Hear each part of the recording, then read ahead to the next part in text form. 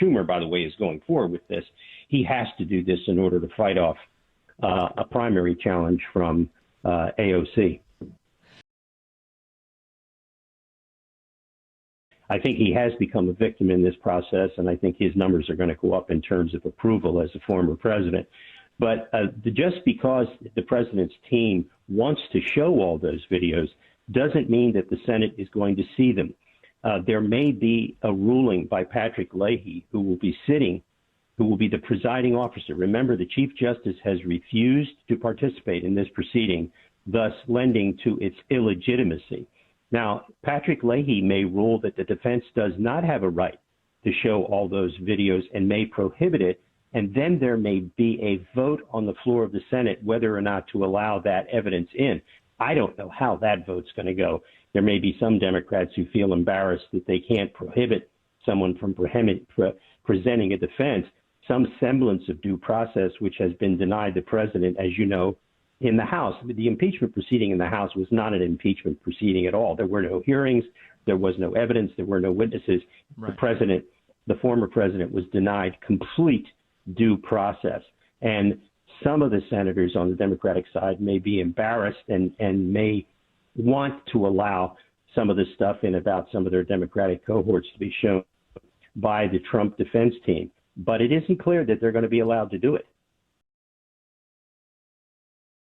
I don't think there's any doubt that the president did not instigate an insurrection or a rebellion or incite a riot.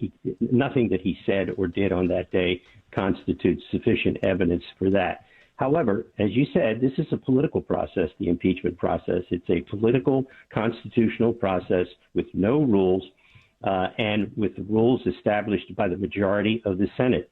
And that means they can say and do anything that they want. I doubt if they have enough votes to convict the president. It doesn't appear that they do at this point. So whatever happens is going to be kabuki theater. It's designed to make political points.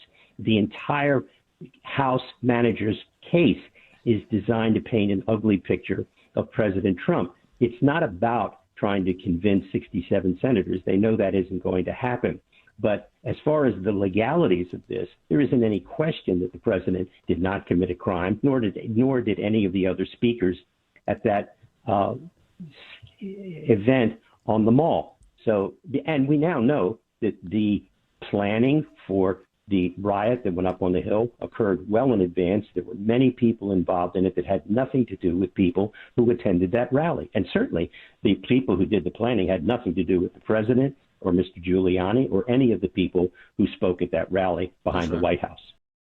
Joe, very quickly, in the 20 seconds here, the Supreme Court is scheduled on Friday to review some election challenge lawsuits from 2020, 5 lawsuits, including 2 from the president, 1 from Mike Kelly, 1 from Lynn Wood, 1 from Sidney Powell. Mm-hmm. Do you think that they will wind up taking up any of these election lawsuits?